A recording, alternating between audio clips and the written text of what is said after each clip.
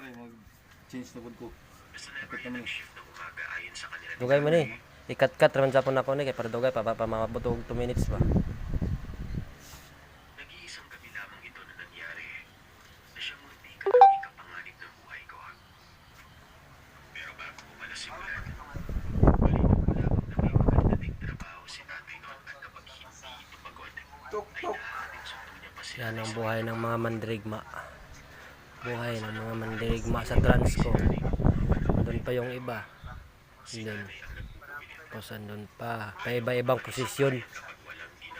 Tsaka ito din ako.